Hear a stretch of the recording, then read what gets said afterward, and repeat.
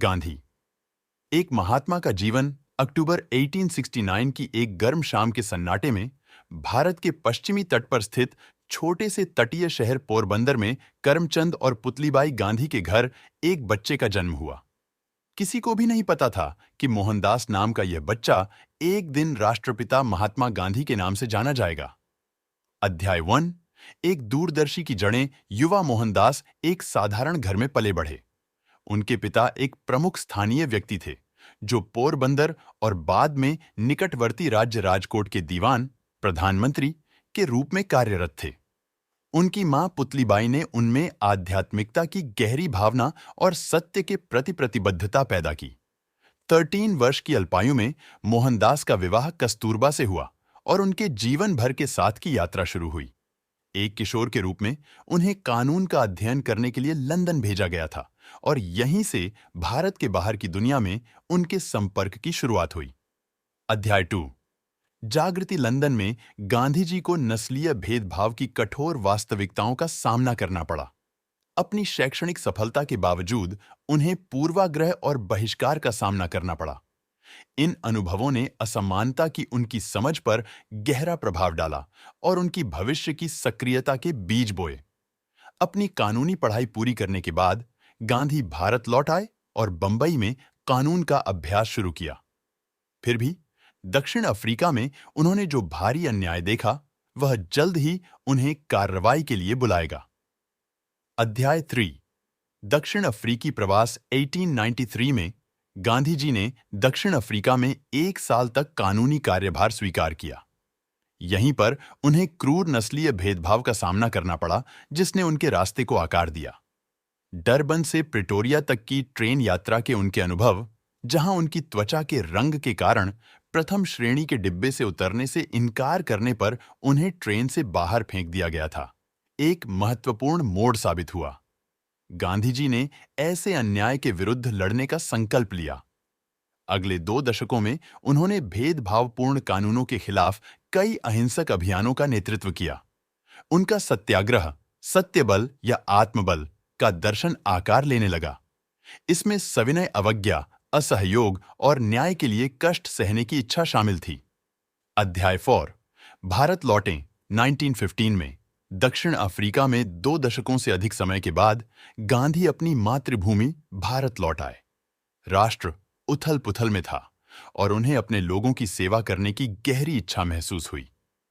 गांधी जी के भारत आगमन को बहुत प्रत्याशा के साथ स्वागत किया गया। अध्याय 5। एक आंदोलन का जन्म। गांधी जल्द ही भारतीय राष्ट्रीय कांग्रेस में एक प्रमुख व्यक्ति बन गए, जो ब्रिटिश साम्राज्य के भीतर अधिक स्वायत्तता की वकालत कर रही थी। उनके नेतृत्व और अहिंसा के प्रति प्रतिबद्धता ने कई भारतीयों को प्रभावित किया और उन्हें जल्द ही भारतीय स्वतंत्रता आंदोलन के आध्यात्मिक नेता के रूप में पहचाना जाने लगा। 1919 में जलियांवाला बाग नरसंहार, जहां ब्रिटिश सैनिकों ने सैकड़ों निहत्थे भारतीय नागरिकों को मार डाला, ने राष्ट्र को और अधिक उत्साहित कर दिया। यह एक निर्णायक मोड़ था, जिससे व्यापक विरोध प्रदर्शन और स्वशासन की मांग उठी। अध्याय 6।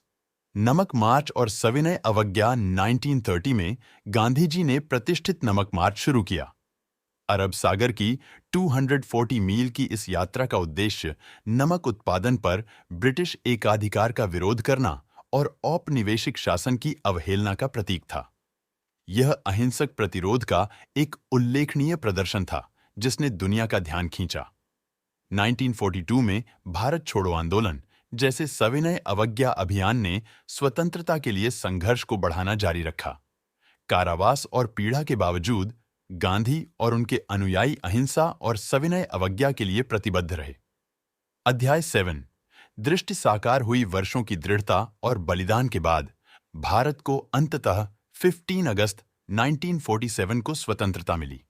गांधी का सपना साकार हो गया था, लेकिन उन्होंने माना कि सच्ची लड़ाई एकता को बढ़ावा देने और नवमुक्त राष्ट्र के विविध समुदायों के बीच पूर्वाग्रह को खत्म करने में है। अध्याय 8। अंतिम यात्रा। 30 जनवरी 1948 को जैसे ही दिल्ली में सूर्यास्त हुआ, एक दुखद घटना घटी जिसने दुनिया को हिलाकर रख दिया। अहिंसा और सत्य की प्रतिमूर्ति महात्मा गांधी की एक कट्टरपंथी ने हत्या कर दी। राष्ट्र ने शोक मनाया, लेकिन उनका संदेश कायम रहा। अध्याय 9। विरासत। गांधी की विरासत दुनिया भर के अनगिनत व्यक्तियों और आंदोलनों के दिलों में जीवित है। उनका अहिंसा का दर्शन और सत्य एवं न्याय के प्रति उनकी प्रतिबद्धता पीढ़ियों को प्रेरित करती रहती है। उनकी शिक्षाएं वैश्विक स्तर पर नागरिक अधिकार आंदोलनों में सहायक रही हैं, जिनमें संयुक्त राज्य अमेरिका में समानता के लिए मार्टिन लूथर किंग जूनियर का संघर्ष और दक्षिण अफ्रीका में रंग भेद के खिलाफ नेल्सन मंडेला की लड़ाई शामिल है। गांधी का जीवन अहिंसा और सत्य के प्रति अटूट प्रतिबद्धता के माध्यम से गहरा परिवर्तन लाने की एक व्यक्ति की शक्ति का प्रमाण था।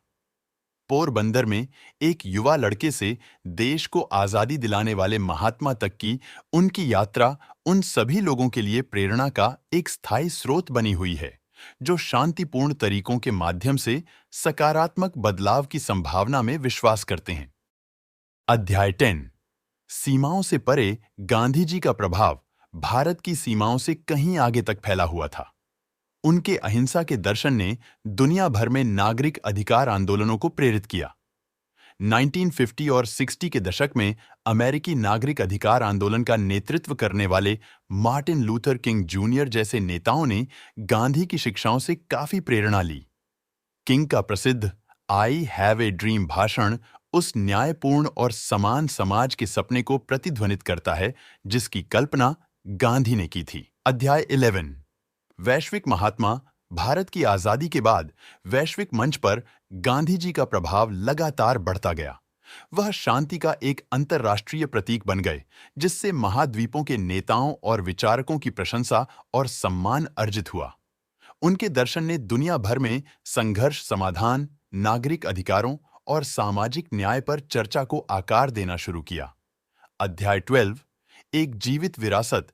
आज गांधी की विरासत कई रूपों में मौजूद है। उनका जन्मदिन 2 अक्टूबर अंतर्राष्ट्रीय अहिंसा दिवस के रूप में मनाया जाता है। उनके सम्मान में मूर्तियां और स्मारक दुनिया भर की राजधानियों, शहरों और कस्बों में खड़े हैं। उनके शब्दों को नेताओं, कार्यकर्ताओं और विपरीत परिस्थितियों में प्रेरणा लेने वाले सामान्य व्यक्तियों द्वारा उद्धृत किया जाता है। अध्याय 13। मानवता के लिए सबक। महात्मा गांधी का जीवन मानवता के लिए अमूल्य शिक्षा प्रदान करता है। सत्य, अहिंसा और न्याय के प्रति उनकी अटूट प्रतिबद्धता अक्सर अशांत दुनिया में आशा की किरण के रूप में काम करती है। उनका यह विश्वास कि व्यक्तियों के पास अपनी परिस्थितियों की परवाह किए बिना परिवर्तन लाने की शक्ति होती है, कार्रवाई के लिए एक शक्तिशाली आह्वान बना हुआ है। अध्याय 14। सद्भाव की खोज। गांधी जी की स्थायी विरासतों में से एक सांप्रदायिक सद्भाव पर उनका जोर है। वह सभी धर्मों की एकता और सभी मनुष्यों की समानता में गहरा विश्वास करते थे। विभिन्न धार्मिक और सांस्कृतिक समुदायों के बीच विभाजन को पाटने और समझ को बढ़ावा देने के उनके अथक प्रयास शांति और अंतरधार्मिक संवाद के प्रयासों को प्रेरित करते रहते हैं। अध्याय 15। शाश्वत महात्मा। लाखों लोगों के दिलों में महात्मा गांधी जीवित हैं।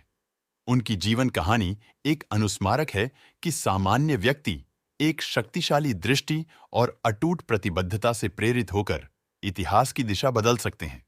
उनका संदेश समय से परे है, उन पीढ़ियों तक गूंजता है जो एक बेहतर, अधिक न्यायपूर्ण दुनिया की तलाश में है।